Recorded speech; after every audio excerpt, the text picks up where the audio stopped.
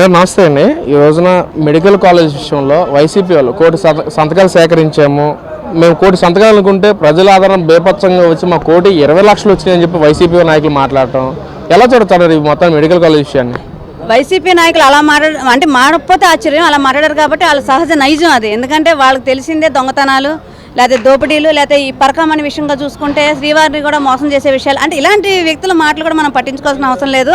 కోటి సంతకాలు కూడా పాపం వాళ్ళ నాయకులందరూ రాత్రి పగలు కూర్చొని సంతకాలు చేసి ఉంటారు కాబట్టి కోటి 20 లక్షలు వచ్చింటాయి. ఆ కోటి 20 లక్షలు కూడా ఒక సంతకానికి ఎన్ని డబ్బులు ఇచ్చి పెట్టించారో కూడా మనం ఆలోచించాలి. ఎందుకంటే బేసిక్గా ఆ పార్టీనే అలాంటి పార్టీ కాబట్టి మనం అసలు దీని గురించి మనం పట్టించుకోవాల్సిన అవసరం లేదు. ముఖ్యంగా మెడికల్ కాలేజీల విషయంగా వస్తే మాత్రం ప్రజలకి చాలా క్లియర్గా అర్థమయ్యే విధంగా మేము చెప్పాం.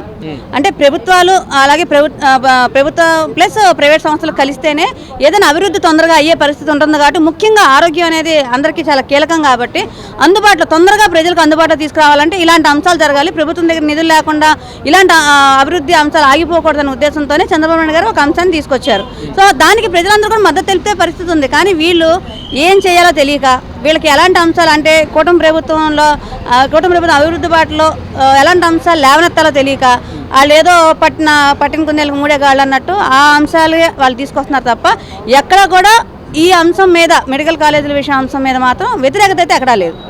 అంటే ఏదైతే ఈ ప్రభుత్వం ఎన్డీఏ కూటమి డబుల్ ఇంజిన్ సర్కార్ అని చెప్పి మాట్లాడుతున్నారో, మరి కేంద్ర గవర్నమెంట్ నుంచి మన రాష్ట్రానికి ఎన్ని అమౌంట్ వీళ్ళు తీసుకొచ్చారని చెప్పి కూడా వైసీపీ నాయకులు ప్రశ్నిస్తారు సూటుగా. దాని గురించి ఏం చెప్తారు? ఇప్పుడు డబుల్ ఇంజన్ సర్కార్ కాబట్టే మీరు గతంలో 2014లో చూసుకోవచ్చు, 2019లో చూసుకోవచ్చు. ఆ రెండు విడతలు కంపేర్ చేస్తే ఈ విడతలో మనం కేంద్ర ప్రభుత్వం నుంచి ఎలాంటి మనం నిధులు తీసుకొచ్చాము. అందులో ముఖ్యంగా పంచాయతీరాజ్ శాఖకి ఎన్ని నిధులు వచ్చినాయి. ఈరోజు రాష్ట్ర ప్రభుత్వం కన్నా కూడా కేంద్ర ప్రభుత్వం నుంచి వచ్చిన నిధులతో పవన్ కళ్యాణ్ గారు ఏ రకంగా పంచాయతీ శాఖలో ఎలాంటి డెవలప్మెంట్ చేస్తున్నారు, అలానే పోలవరానికి నిర్వాసితులకు ఎలాంటి అమౌంట్ వచ్చింది, ఇవన్నీ మనం గమనించేది. అసలు దాని గురించి మాట్లాడే రైట్ వీళ్ళకి ఉందని అడుగుతాం. ఎందుకంటే గత ప్రభుత్వంలో వెళ్ళి శాల్వాలు కప్పడం లేదా వెంకటేశ్వర స్వామి విగ్రహాలు ఇచ్చి రావడం తప్పితే మా రాష్ట్రానికి ఇది కావాలని జెన్యూన్గా అడిగే నాయకుడు ఎవరున్నాడు? జెన్యూన్గా అడిగి రప్పించుకునే నాయకుడు ఎవరున్నాడు? ఎంతసేపు ఢిల్లీ వెళ్ళామా, మోడీ గారికి కాళ్ళు పట్టుకున్నామా, మా కేసులు వాయిదాలు అడిగామా, లేకపోతే కేసుల్లో బయటికి రాకూడదని చెప్పని అడిగామా తప్పితే ఏ రోజు రాష్ట్ర ప్రయోజనాల గురించి అడిగే నాయకుడు ఎవరైనా గత ప్రభుత్వంలో ఉన్నాడా? ఢిల్లీ వెళ్ళి అదేమంటే ఫోటోలు వచ్చినాయి మనకి, నెలకు ఒకసారి 2 సార్లు ఢిల్లీ వెళ్ళటం, ఆ ఫోటోలు తీసుకొని రావటం, కేసుల విషయంగా కానీ లేదా వాటి గురించి కానీ మాట్లాడడం తప్పితే ఏ రోజు కూడా మా రాష్ట్రం ఇబ్బందులు పడుతున్నారు, మా రాష్ట్రంకి ఇలాంటి అంశాలు కావాలి ఇవన్నీ అడిగే పరిస్థితి ఎవరికీ లేదు. కానీ ఇప్పుడు కుటుంబ ప్రభుత్వంలో పవన్ కళ్యాణ్ గారు ఈ డబుల్ ఇంజిన్ సర్కార్ కాబట్టే, ముఖ్యంగా డబుల్ ఇంజిన్ సర్కార్ కాబట్టే పవన్ కళ్యాణ్ గారు వెళ్ళినప్పుడల్లా కూడా అటు చంద్రబాబు నాయుడు గారు అవ్వచ్చు, లోకేష్ అవ్వచ్చు, లేదా పవన్ కళ్యాణ్ గారు అవ్వచ్చు, రాష్ట్రానికి ఎలాంటి కావాలి, ఉన్న రాష్ట్రాన్నిటిలోకి ఆంధ్రప్రదేశ్కి ఎలాంటి నిధులు అవసరం ఉంది, ఇవన్నీ కూడా చాలా వివరించి చక్కగా ప్రతి ఒక్క రాష్ట్రానికి రావాల్సినవి కూడా వాళ్ళు కేటాయించుకునేటట్టుగా చేసుకోగలుగుతున్నారు.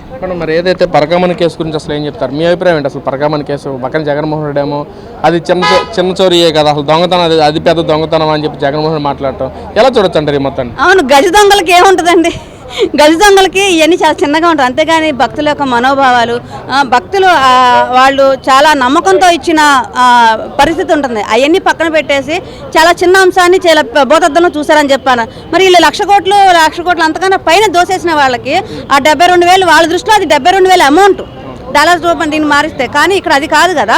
ఇక్కడ భక్తుల యొక్క మనోభావాలు, శ్రీవారికి భక్తులు సమర్పించిన ఏదైతే విరాళాలు ఉన్నాయో అది సమస్య. అది ఎప్పటికీ జగన్మోహన్ రెడ్డి అనే ఒక గజ దొంగకి తెలియదు అంతే. అంటే ఏదైతే దొంగతనం చేసిన రవి కూడా నేను తప్పు చేశానని చెప్పి ఆయన మాట్లాడటం, జగన్మోహన్ రెడ్డి చిన్న చోరీ అని జగన్మోహన్ మాట్లాడతాం, తర్వాత పేరు నాని కూడా ప్రెస్ మీట్ పెట్టి దానిలో తప్పే ఉంది, జగన్మోహన్ రెడ్డి మాటలో తప్పే ఉంది, దానిలో చిన్న చోరీ కదా ఎందుకు వీళ్ళు ఇలా మాట్లాడటం, వీళ్ళు మొత్తాన్ని ఎలా చూడొచ్చు అంటారు ఫైనల్ గా? అలీబాబా 40 దొంగలు అంటారు చూసారా, ఆ టైప్ లాగా జగన్మోహన్ రెడ్డితో పాటు వీళ్ళంతా వస్తారు వెనకాల. అంటే వీళ్ళందరూ కూడా గజ దొంగ, చిన్న దొంగ, పెద్ద దొంగ ఇలా వస్తారు కాబట్టి వీళ్ళకి పరకమని సమస్య అనేది పెద్ద సమస్య కాదు. ఇంకా దీంట్లో మనం పెద్దగా మాట్లాడుకోవాల్సిన అవసరం కూడా లేదు. ఎందుకంటే వాళ్ళు పెద్ద దొంగతనాలు చేసే వాళ్ళకి వేలలో అనేది చాలా చాలా చాలా చాలా చిన్నదిగా కనిపిస్తుంది కాబట్టి వాళ్ళు అలాగే మాట్లాడతారు. అంతేగాని ఇక్కడ భక్తుల మనోభావాలు అనేది వాళ్ళకి అవసరం లేదు.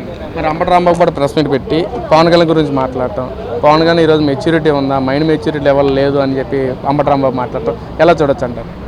వీళ్ళకి మెచ్యూరిటీ ఉండి మొత్తం ఇళ్ళలో కూర్చున్నారు కదా, సో అందుకని ఎదుటి వాళ్ళకి మెచ్యూరిటీ లేదనుకుంటారు. పవన్ కళ్యాణ్ గారికి ఎంత ముందు చూపు లేకపోతే వై నాట్ 175 అన్న వ్యక్తిని తీసుకొచ్చి మోకాళ్ళ మీద కింద కూర్చోబెట్టారనేది అక్కడే తెలుస్తుంది పవన్ కళ్యాణ్ గారి మెచ్యూరిటీ అని.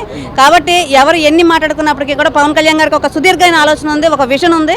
సో దాని ప్రకారమే పవన్ కళ్యాణ్ గారు ముందుకు వెళ్తా ఉన్నారు. ఇలాంటి అంబాబు రాంబాబులు, పేరు నాన్లు, లేకపోతే అక్కడాల నాని లాంటి వాళ్ళు, లేకపోతే ఇంకా ఎవరెవరు ఎంతమంది వచ్చినా కూడా సమానం అంతే. ఏదైతే డిప్యూటీ సీఎంగా పంచాయతీరాజ్ శాఖని ఎంతవరకు సక్రమంగా అంటే పవన్ కళ్యాణ్ తీసుకున్న శాఖది ఎంతవరకు సమకూరుస్తున్నారు అనుకోవచ్చు? చెప్పాలంటే ఒక జనసేన వీరమహిళలు కావచ్చు, లేకపోతే కార్యకర్తలు కావచ్చు, మాకన్నా కూడా మీడియా ముఖంగా మీకే అర్థమవుతూ ఉంటుంది.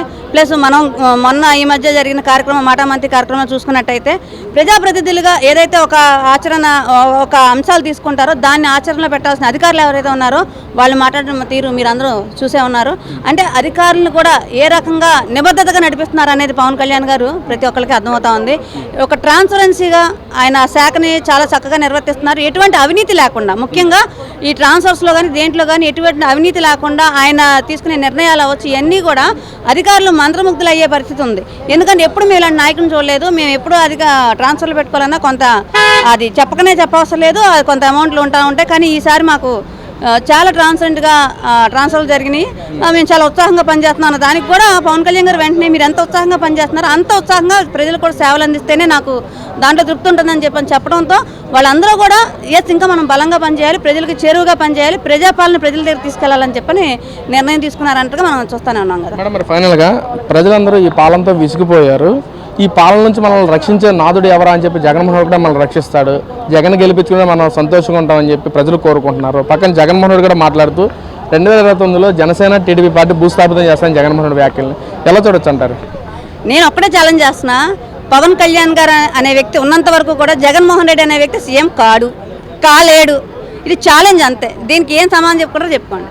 అంటే నమస్తే, మీ పేరండి? నా పేరు షేక్ కౌసర్ బేగం అండి. ఏం చేస్తారు? నేను ఐటీలో ఉన్నాను. మేడం, ఏం చెప్తారు? ఈ రోజున ఈ ఎన్డీఏ కూటమి వచ్చాక మెడికల్ కాలేజెస్ మొత్తం నిర్వీర్యం చేస్తుంది, ప్రైవేట్గా చేస్తుందని చెప్పి వైసీపీ నాయకులు 1 కోటి సంతకాలు సేకరించామని చెప్పి మాట్లాడుతున్నారు. ఏం చెప్తారు? అసలు వాస్తవ పరిస్థితి ఏంటి? అసలు వాళ్ళు 1 కోటి సంతకాలు తీసుకోవడానికి వాళ్ళ దగ్గర అసలు 1 కోటి మంది ఉన్నారా అండి?